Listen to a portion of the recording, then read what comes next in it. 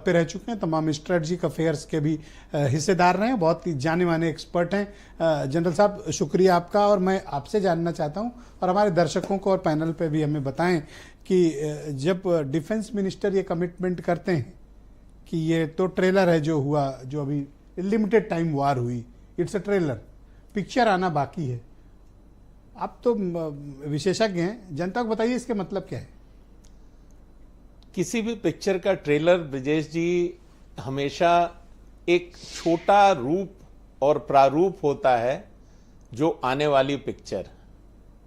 भारत ने शुरू की कार्रवाई में जो ऑपरेशन सिंदूर का जो कार्यान्वयन किया और उसके अंदर जिस प्रकार से 9 बेसेस जो टेररिस्ट के थे उनको नेस्तानाबूद किया, उसके बाद थोड़ा सा जो पाकिस्तान ने अपना सर उठाने का प्रयास किया तो उसके बदले में उसके 11 एयर बेसेस को ऑलमोस्ट, आज का एनालिसिस बताता है कि तकरीबन 20% उनका नुकसान हुआ है इन सारे एयर बेसेस के ऊपर। तो वो करके हमारे देश ने, हमारी भारतीय सेना ने ये दिखा दिया कि हम क्या कर सकते हैं, हमारी रीच कहां तक है, हमारी रीच कहां तक है और हमारी काबिलियत क्या है, हमारी सक्षमता क्या है। जब हम इस सक्षमता की बात करें और उस सक्षमता को हमने ग्राउंड पर करके दिखा दिया तो पाकिस्तान को सपोर्ट करने वाले सभी लोगों को यह संदेश सीधा सीधा जाता है, जिसमें कि उन्हें यह पता है कि अगर हमने अब इसके बाद अपना सर उठाया या कुछ भी करने की हिम्मत की तो हमें बहुत ही खतरनाक परिणाम भुगतने होंगे। जो बाकी पिक्चर की बात रक्षा मंत्री ने की है वो उसी बाकी पिक्चर की बात। ये बाकी पिक्चर का मतलब कन्वेंशनल वॉर होती है क्या? कन्वेंशनल वॉर की तरफ हम जा रहे हैं ये मैं बिल्कुल ही नहीं कहना चाहूंगा ब्रिजेश जी इस टाइम पर। अब तो सीज फायर है सर, अब तो क्या, अभी तो फिलहाल सीज फायर है। अगर और साथ साथ आपने अच्छी तरह से देखा है कि हमारे प्रधानमंत्री ने अपनी जो मेन हमारी डॉक्ट्रिन है उसको स्पेसिफाई कर दिया है कि जैसे ही कोई भी एक्ट ऑफ टेरर अब होगा तो उससे हम एक युद्ध का उद्घोष मानेंगे तुम्हारी तरफ। Terrorism is equal to act of war. और अगर वो आपने किया तो आपको इतना भयानक परिणाम उसका मिलेगा कि आप उसको अपने नस्लों नस्लों तक याद रखें। पश्चिम की मीडिया में एक एनालिसिस चल रहा है, आपने निश्चित पढ़ा होगा कि पाकिस्तान जो चाइनीज वेपनरी, मशीनरी और फाइटर प्लेन्स यूज कर रहा है उसको अपर हैंड था। पश्चिम के कुछ मीडिया ने लिखा, भारतीय सेना डिफेंसिव मोड में थी, ऐसा लिखा।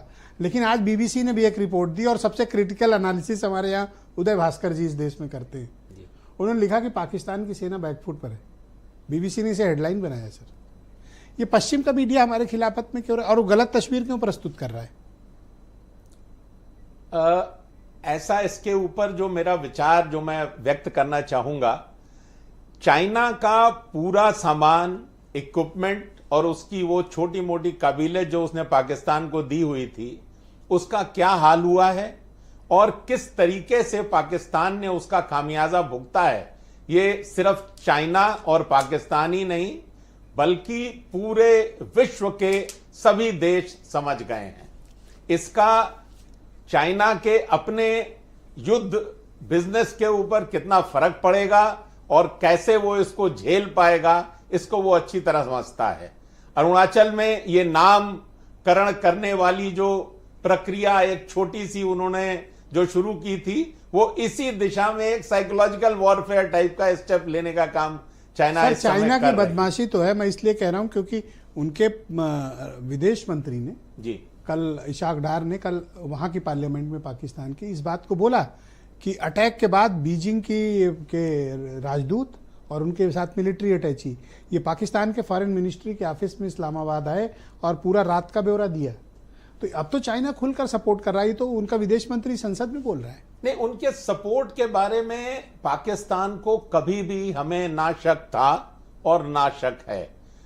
भारत और भारत की सशस्त्र सेनाएं इस फैक्ट की तरफ अपनी प्लानिंग में हमेशा से ही सजग रही हैं और हमेशा इसके लिए टू फ्रंट के लिए हमेशा तैयार रहती हैं। और टू फ्रंट के साथ साथ अगर केवल एक फ्रंट पर वो पूरी तरह उनको सपोर्ट करता है जो कि ऑपरेशन सिंदूर में हमने दिखा दिया कि हमारी काबिलियत अब क्या है। सर ये तो जंग थी, क्योंकि जिस तरह का हमने वेपनरी यूज किया, हमने और उन्होंने भी जी, कोई इसमें दो राय नहीं, दोनों तरफ से हुआ। इस जिस तरह के वेपन्स यूज हुए, जिस तरह की मिसाइलें और फाइटर प्लेन्स यूज हुए, ये तो जंग है सर, पूरी तरह से तो जंग जंग थी। थी। पूरी पता नहीं कुछ लोग इसको संघर्ष क्यों लिख रहे हैं, ये तो जंग थी सर, वार था। ये इसे संघर्ष कहना तो बिल्कुल ही गलत है, ये फुल फ्लेजेड वॉर था, उसी का ट्रेलर था सिर्फ, limited time period, limited time period के लिए। और वो भी आपने देखा कि पाकिस्तान घुटनों पर आया, उनके डीजीएमओ ने फोन करके रिक्वेस्ट की हमको कि कृपा करके रोक दीजिए, बहुत ज्यादा नुकसान हो रहा है हमारा। ऑलराइट, शुक्रिया सर, इस परिचर्चा को आगे बढ़ाएंगे। ब्रिगेडियर मनोज कुमार जी हमारे साथ कार्यक्रम में सम्मिलित हैं। मनोज